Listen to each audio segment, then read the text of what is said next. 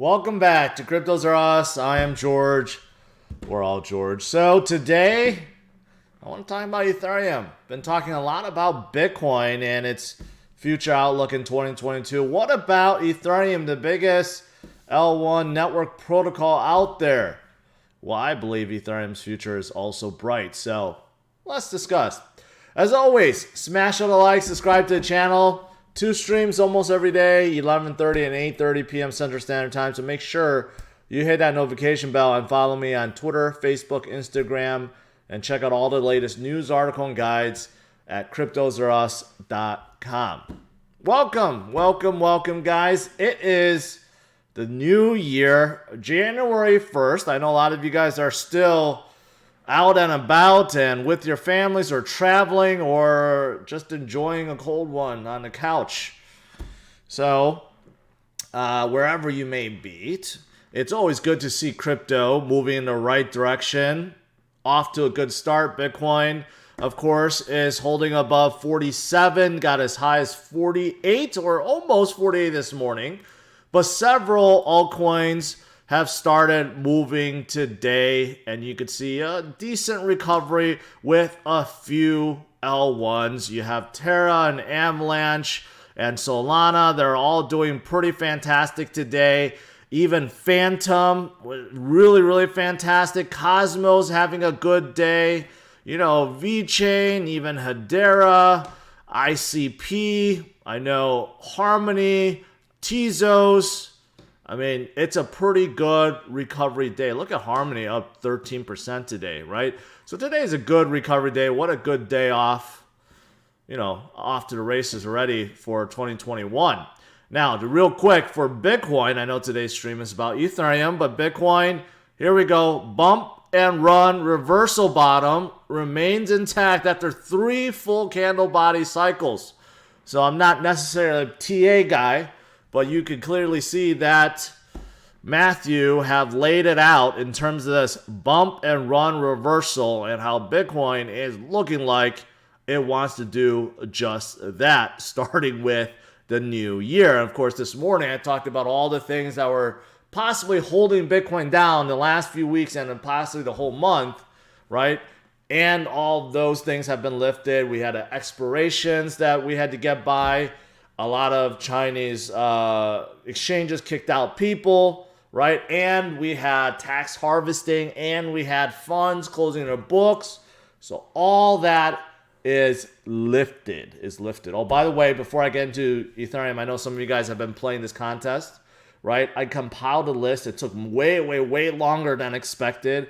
Over 220,000 of you guys have entered, and many with multiple entries. So I'm still compiling the entire list, and I will be revealing the winners soon. So hang in there and strap on, because you may be one of the winners. 5 special winners, right? So I just want to give you guys an update on that. I will promise I will get to it as soon as I got everything compiled. It's just a much bigger list than I expected.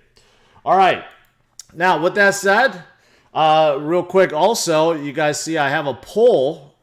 I have a poll in the live chat. Those of you guys that are here, well, make sure you vote if you can. But anyways, I was talking about NFTs and play during games, and a lot of people expressed interest in it.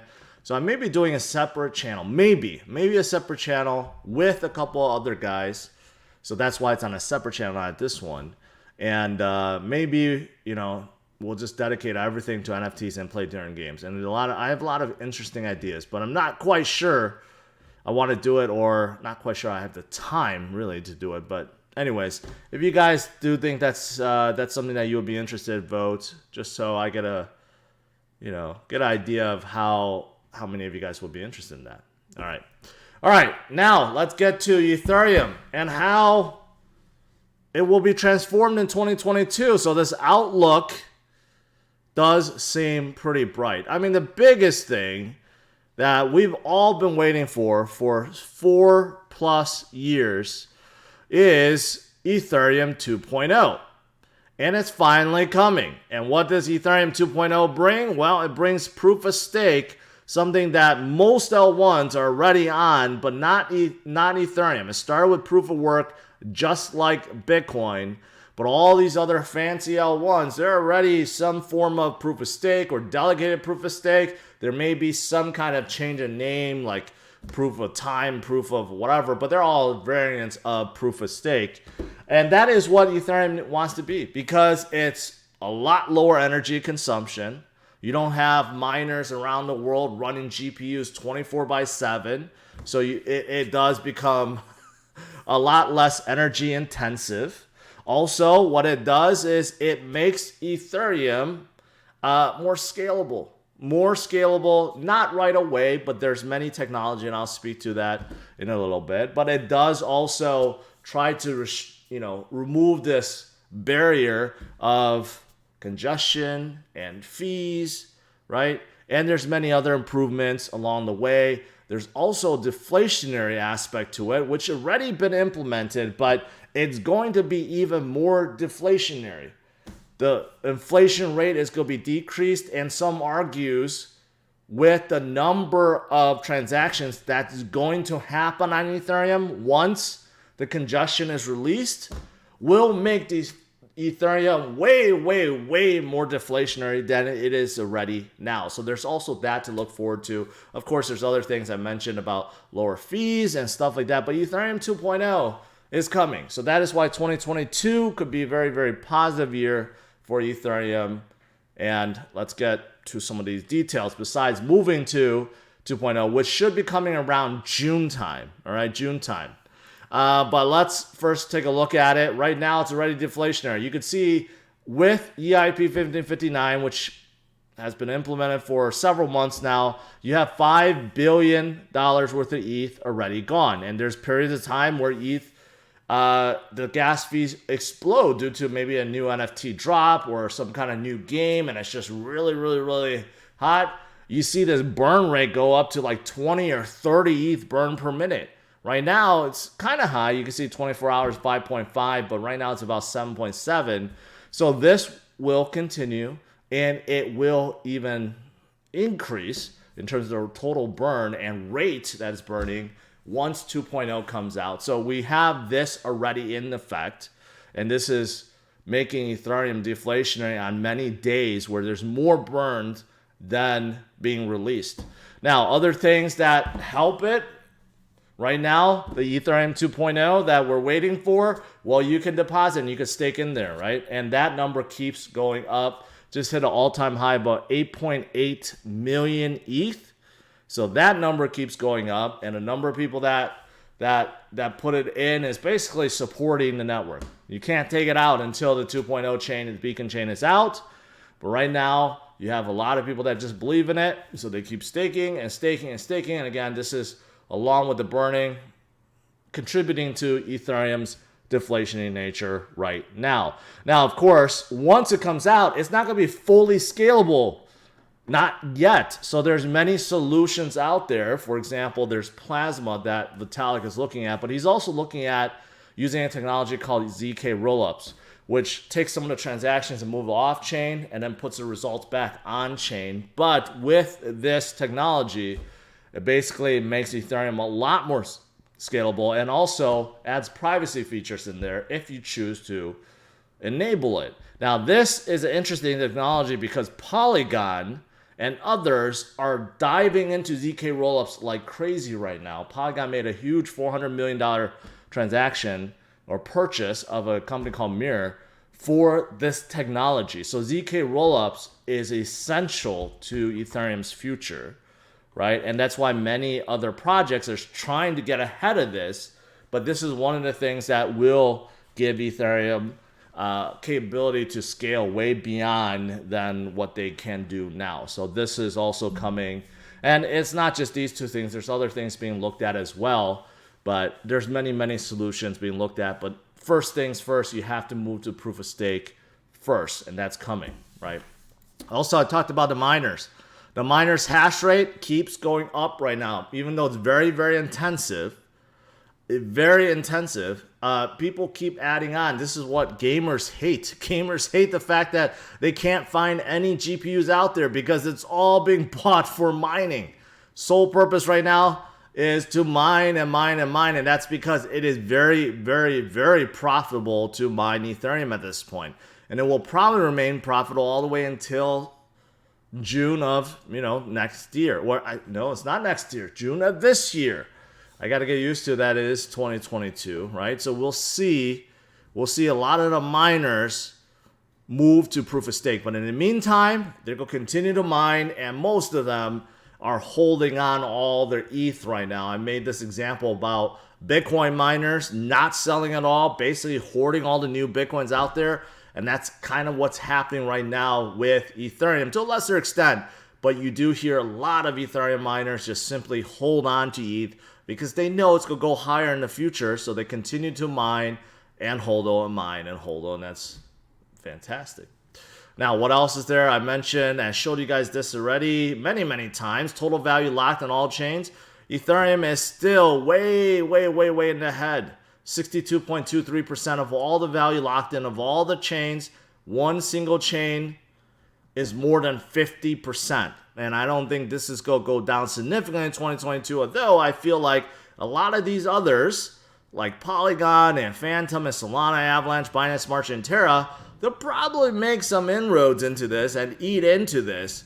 But this is a big, big, big gap. So it's going to take some time before they actually eat into this. And if Ethereum 2.0 comes out and it scales properly, who knows if they're going to eat into this? Because right now, everyone wants to come on Ethereum right now. And if there's no more gas fees or scaling issues, well, then there's little reason for them to move to one of these other chains, right? So it could be that, hey, this rate will actually increase to a higher percent after Ethereum 2.0. That could be the case as well.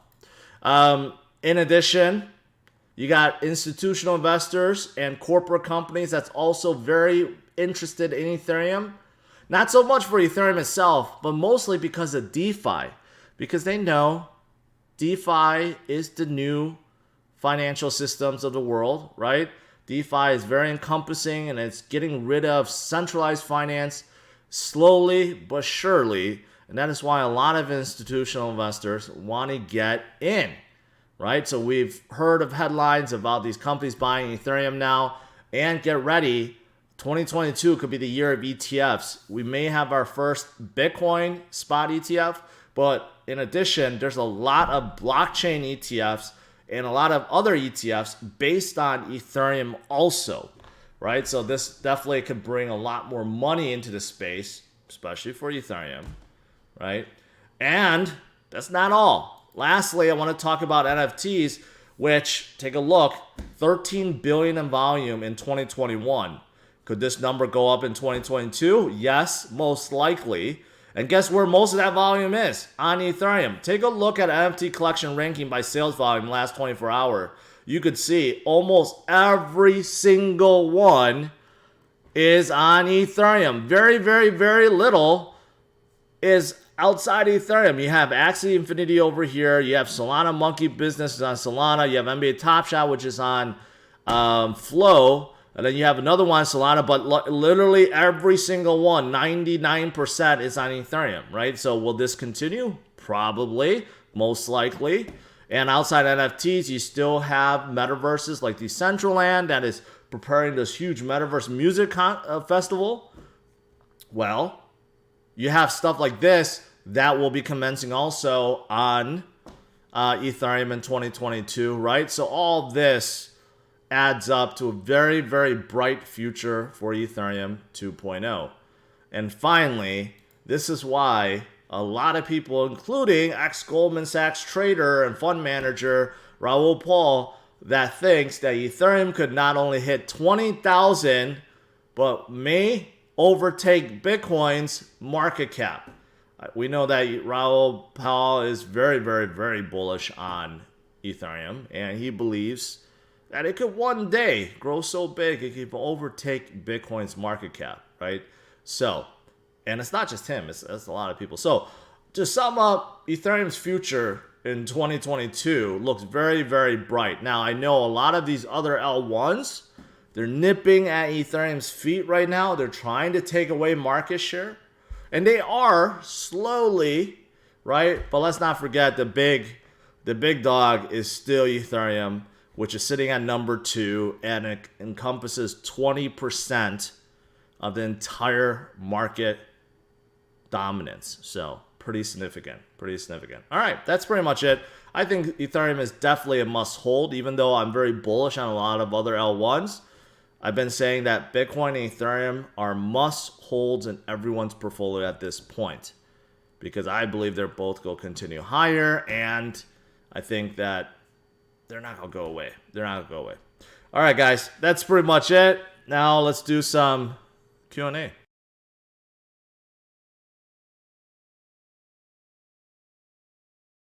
Let me check out this poll here. 1,600 votes. 58% said yes, 42% said no. So I know some of you guys are not so in tune with NFTs or play during games, and I gotta say I'm not the most knowledgeable guys in those areas too. But it is fascinating, and I do want to start something in 2022. I told you guys this morning I really want to expand and really grow CRU as much as possible in 2022. So that may be something that I'll be adding on. Not anytime soon, but something that I'm working on. All right, let me scroll up, making sure I didn't miss anything. A lot of people liking Matic. I love Matic, right? I love Matic. I like Phantom. I like both of them. Thomas says, ETH, Matic, sold, DOT. Yep. I'm not as bullish on DOT, though. Polkadot, I'm not as bullish on, but I am bullish on the others. And you guys know which L1s I really like. Let's see, what else is there? Ethereum gas fees have been declining away. Yes. There was a upgrade recently that helped with that. And also, I think around the holidays, less usage, less people, right? And some of it, you could argue that maybe the other L1s are taking over, eating Ethereum's lunch a little bit. You could argue that too, right? But I anticipate, yeah, in 2022, there's going to be more. There's nothing wrong. Just keep in mind, there's nothing wrong with holding on many L1s.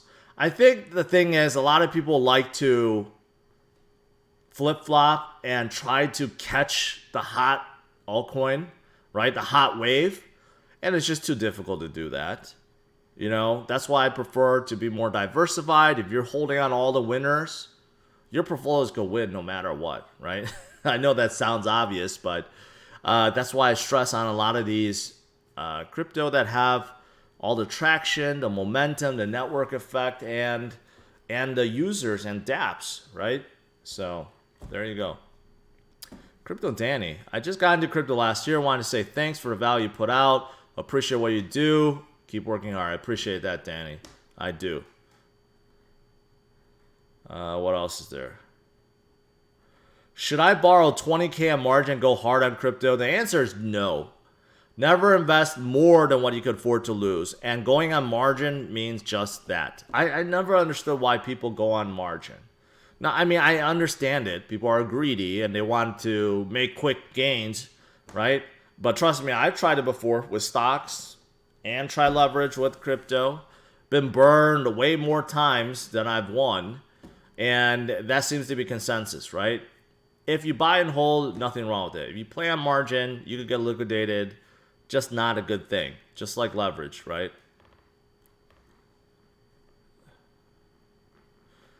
Teach us how to meta, learn and earn. So you're talking about play to earn games or like Decentraland. That's one of the ideas I had, you know, to have streams about games, play to earn games, actually me playing something. Maybe I'd play Axie Infinity, or to go into something like Decentraland Explore, right? That is actually something I'm thinking about. What do you think about Curado? I looked into it. Actually, a good research paper was published within Patreon, but it's a little complex. It's like a layer 2 for DeFi.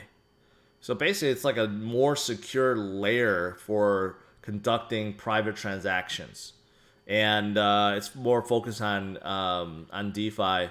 So I mean, the premise sounds good. I just don't know whether or not it's gonna catch on, because of most of these chains, right, they can handle DeFi just fine.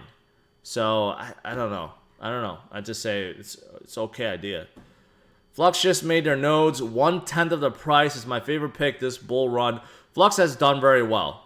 And I only got acquainted with them because of my research into Cadena. So they have a close relationship, and they also have a close relationship with UFO now too, I believe, right? Or CADX, I'm sorry, not UFO, CADX. And CADX just released their beta mobile wallet, browser wallet.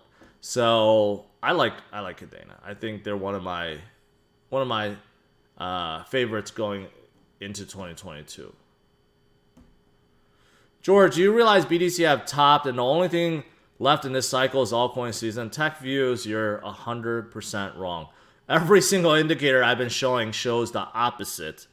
I don't know what indicators you're looking at, but you are clearly mistaken. Or maybe I'm clearly mistaken, but every single on-chain metric that I have ever seen shows that Bitcoin's top has not formed. Just like when people thought that 64,000 was Bitcoin's top. Sure, it corrected, but we recovered and we formed a new top at 69,000, right?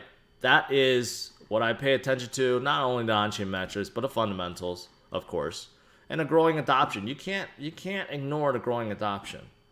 That just can't be ignored at this point. Let's see. Solana's NFT ecosystem shows promise. Yes, I've seen a lot of new NFTs pop out on Solana. That seems to be growing right now, because why not? Because it's just cheaper and it's a lot less fees. But majority of collections, they're still on Ethereum. They're almost all of them on Ethereum, right? So one of the big reasons why Ethereum is not going to go away.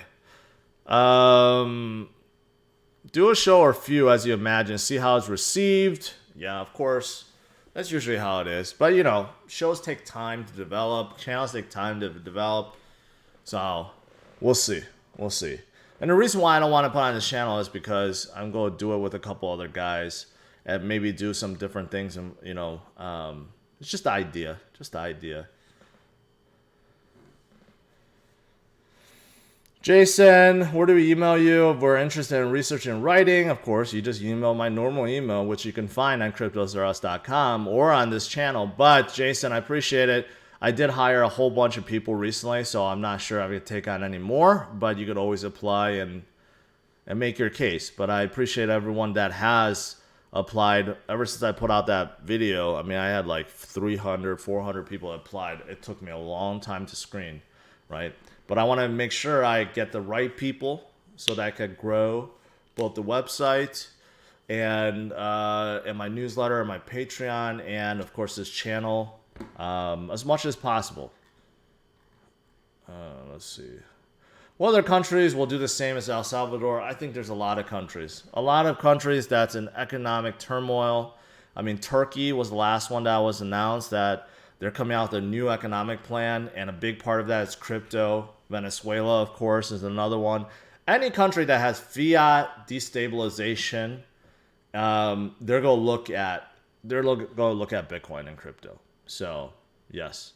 Am I worried about global market crash? I've been worried about it for like a year, and it just doesn't happen. So the only thing I could do is stop worrying, but make sure I have adequate cash on hand. And I've been telling you guys that. I personally keep about 30% in cash. So that is so that I could take advantage of dips and also take advantage of any major corrections that may come, or a flash crash or something like that, right? So I think the only thing any of us could do, the smartest thing to do, is basically keep a good amount in cash. Gives you peace of mind. Also gives you the ability to take advantage when there is opportunity. Otherwise, you just have to continue to hold, and sometimes it sucks. You may have to wait a while, but that's what I'm doing, right? And it's the same thing. Same thing when Bitcoin and everything else starts going up, forming new highs, start taking profits, making sure I have cash on the side.